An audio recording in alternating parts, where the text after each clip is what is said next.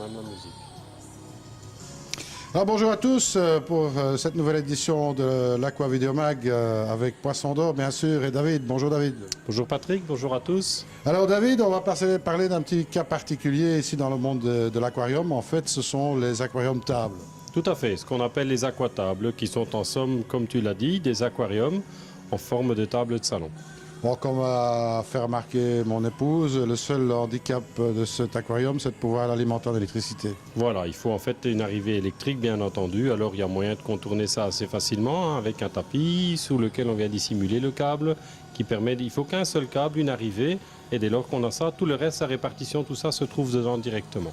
D'accord, alors bon, d'abord pour une petite remarque, c'est plutôt un aquarium, je veux dire, dédié aux poissons plus d'eau douce que d'eau de mer. Hein. Oui, c'est adapté à l'eau douce, pas vraiment à l'eau de mer. Au niveau technique, tout ça, le système de filtration, on peut dire que c'est quelque chose de performant, mais réservé à l'eau douce. Pas d'écumeurs, pas de choses comme ça. Donc ça peut être pour des poissons d'eau froide, ça peut être pour des poissons exotiques classiques, pour du cyclidé comme on a ici. Ça convient très bien, mais pas pour de l'eau de mer, effectivement. Alors bon, bien entendu, bon, c'est très joli à voir, mais on pourrait se poser la question, comment est-ce qu'on entretient la bête? Ah, c'est là où les fabricants ont fait preuve de beaucoup d'ingéniosité. C'est devenu beaucoup plus pratique. Ces dernières années, ils ont très bien travaillé là-dessus, ils ont fait du bon boulot. On va voir un petit peu ensemble comment ça se passe, mais ils ont fait quelque chose d'assez innovant et de très pratique à l'entretien. Bah, restez avec nous, on va regarder ça en détail. Voilà, maintenant, on va peut-être montrer un peu en détail comment ça se passe au niveau technique pour l'entretien de ce genre de table. Alors une première chose, c'est que le plateau supérieur que nous avons ici, c'est quelque chose qui est tout à fait amovible et coulissant. Donc là, dans un premier temps, je vais le coulisser, ce qui va nous donner accès à l'extrémité, qui nous permet de venir évidemment donner à manger aux poissons. Donc comme on le voit ici, il y a une petite trappe prévue pour l'alimentation. Hop. Et cette partie-là est complètement amovible. Donc une fois cette partie-ci enlevée, on a accès directement dans la table. Si on veut faire un entretien du sable ou quelque chose du style. Ensuite, pour ce qui est des vitres, la meilleure solution, c'est évidemment un système d'aimant, comme on utilise sur les aquariums classiques, où là, il ne faut même pas mettre les mains dans l'eau, il suffit de mettre un aimant. Et alors, en actionnant l'aimant de l'extérieur, forcément, on nettoie la vitre à l'intérieur également. Donc voilà pour la partie, le côté accessible pour l'alimentation et l'accès de ce côté-ci. Ça, c'est une première chose. Alors, on voit bien que le plateau est totalement amovible si on le souhaite. Voilà, il est donc amovible et coulissant. Maintenant, je vais repasser de l'autre côté pour le coulisser afin de voir un petit peu comment ça se passe d'un point de vue technique pour la filtration.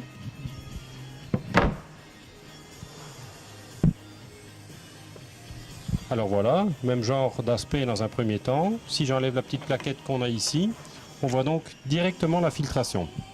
Alors comment ça se passe? L'eau entre dans le compartiment central. On a donc une préfiltration ainsi que le chauffage. Ensuite, un double compartiment pour les matériaux filtrants, 2 fois. Donc l'avantage de cela, c'est que lorsqu'on entretient l'autre, il y a toujours des bactéries dans le premier.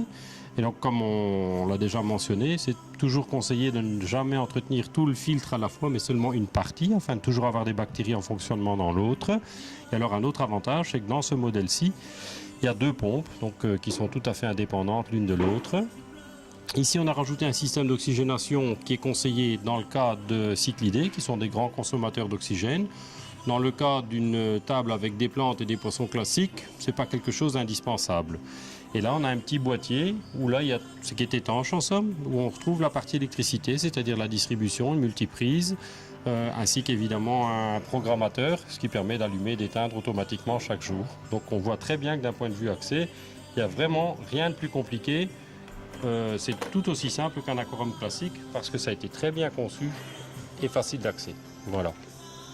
Voilà David, donc un aperçu global de ces aquariums tables. Évidemment, il existe toute une série de modèles différents. Oui, tout à fait. Beaucoup de couleurs, de finitions, de tailles. Alors on a un petit modèle qui est de forme rectangulaire. Ensuite, on a le modèle intermédiaire qui est celui-ci, qui fait, pour donner une petite idée aux gens qui regardent, 1,30 m de long sur 75 cm, 75 en français, de largeur, une hauteur d'à peu près 50, pour être précis 57 de mémoire. Donc c'est pas quelque chose de spécialement lourd. La répartition du poids, elle est très bien faite sur toute la surface. Là, ici, rempli, c'est quelque chose qui dépasse pas, je dirais, aller à vue de nez, 300-350 kg maximum.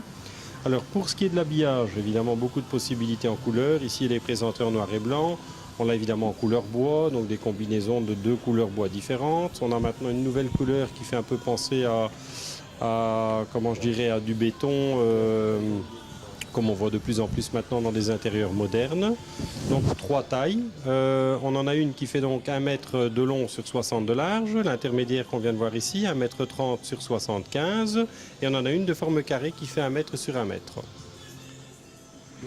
Bon David, dans les gammes de prix, ça reste du domaine accessible? Oui, tout à fait. Là, on est sur des budgets pour le plus petit modèle complet, hein. Donc ça comprend la technique, la table bien entendu, la technique, c'est-à-dire la filtration, les pompes, les matériaux de filtration, le chauffage, le programmateur pour l'éclairage, ainsi que la multiprise. Donc vraiment l'ensemble prêt à fonctionner, masse filtrante comprise.